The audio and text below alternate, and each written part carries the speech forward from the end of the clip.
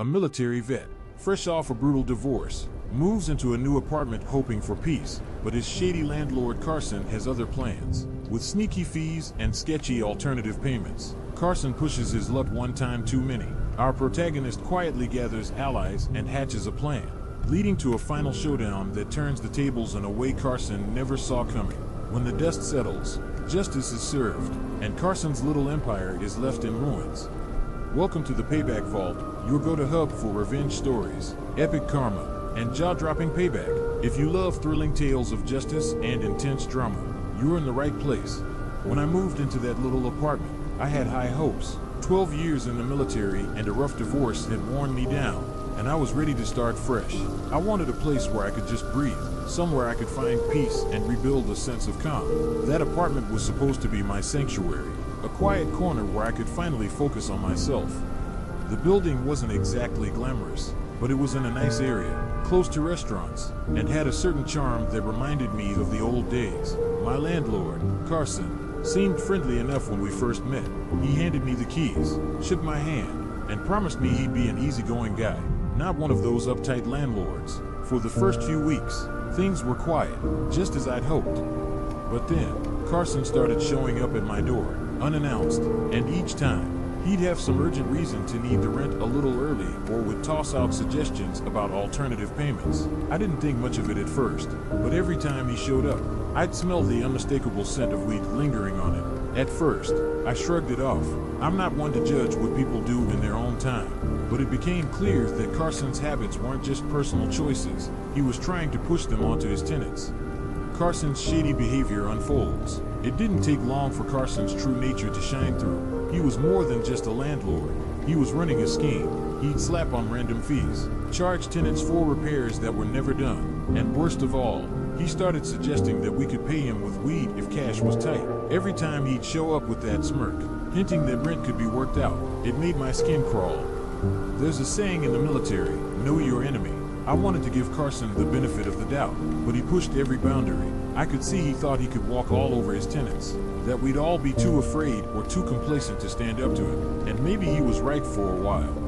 But there's only so much one person can take.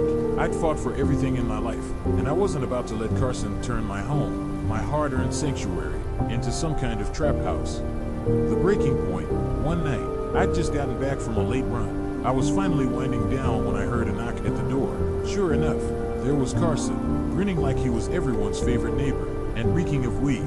He leaned in, casually suggesting that this month's rent could be taken care of in a more flexible way. As he put it, I felt my patience slipping, but I nodded along, keeping calm. That was the last straw. I closed the door and sat down, thinking about all the little slights, the sneaky fees, the relentless harassment. Carson thought he could get away with all of this because no one would have the guts to fight back, but he had picked the wrong tenant. The plan begins. The next morning, I got to work.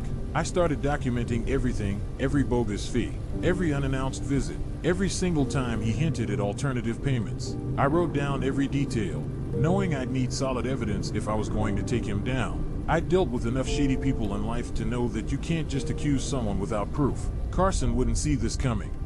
Once I had a good amount of documentation, I started reaching out to other tenants. At first, I kept things casual, chatting in the hallways or by the mailbox. Slowly, the stories started pouring out. Carson had a reputation for preying on anyone he thought he could manipulate. He'd double charge some people, tell others they'd owe him for maintenance fees, and push his weed for rent scheme on anyone who seemed vulnerable. One tenant, an older woman on a fixed income, had been hit hardest by Carson's tricks. She shared how he'd pressured her into paying for repairs that she'd later learned were never even needed. Another tenant, a single mom, admitted she'd been too scared to say no when Carson hinted that she could settle her rent with other arrangements. As the stories piled up, it became painfully clear Carson wasn't just annoying, he was a predator. Calling in backup, Josh, the lawyer. By this point, I knew I'd need more than just tenant complaints to make a real case against Carson. That's when I reached out to Josh, an old friend who'd served with me in the military.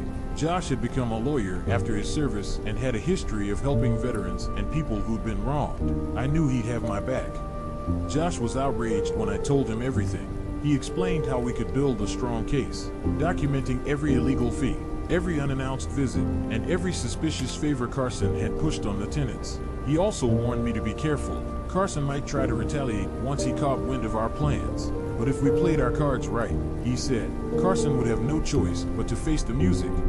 For the next few weeks, Josh and I worked quietly, building our case. We documented everything meticulously. Every interaction was written down. Every new fee was cataloged. I even recorded a few of our conversations where Carson was especially brazen about his suggestions. Bit by bit, we were setting him up for a legal takedown that would knock his entire operation flat. The tenant meeting. Once our case was rock solid, Josh suggested holding a meeting with all the tenants. We needed everyone on board if we were going to make this count. I spread the word quietly, inviting everyone to meet in the building's basement on a Friday night. By the time the meeting rolled around, nearly everyone had shown up.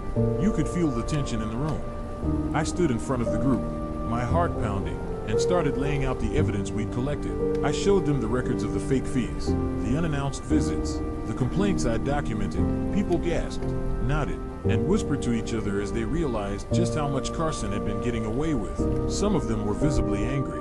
Others seemed relieved that they weren't alone in this. One by one, the tenants added their own stories to the pile.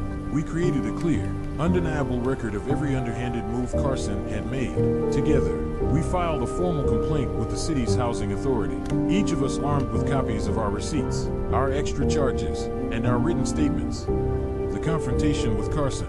The investigation began quickly, but Carson didn't know what hit him. At first, he tried to play it cool, pretending he wasn't affected, but soon, as the inquiries came in and the city officials started showing up, he began to panic, and that's when things got interesting. One night, I saw Carson trying to intimidate a tenant who'd been vocal in the meeting, a single mom who'd been struggling with his constant demands. Carson was practically shouting at her, trying to convince her to retract her statements, but I was right there, quietly recording the entire exchange on my phone. When he realized he was being recorded, Carson's face turned pale. He stammered, mumbled something about misunderstandings, and walked away, but the damage was done. We had him cornered. Carson's downfall. In the days that followed, Carson's world began to crumble. The city's housing authority slapped him with multiple violations, and he was forced to pay back the tenants for his bogus fees. To add insult to injury, the building was transferred to a management company, and Carson was barred from stepping foot on the property. The day he moved out, we all gathered outside, watching him pack up his things and leave. For the first time since I'd moved in, I felt peace. The building was free from his scams, and the new management respected our boundaries. Aftermath and reflection. With Carson gone, the atmosphere in the building transformed completely. It was like a dark cloud had lifted, and people could finally relax. Our new landlord was professional, responsive, and respected our privacy. One evening, the tenants came together in the courtyard for an impromptu celebration. We laughed, shared stories, and toasted to the end of Carson's reign. As I watched my neighbors smile and laugh, I thought about the journey I'd been on. Sometimes, peace isn't something you can find, you have to fight for it. Standing up to Carson had reminded me of the discipline, resilience, and courage I'd honed in the military.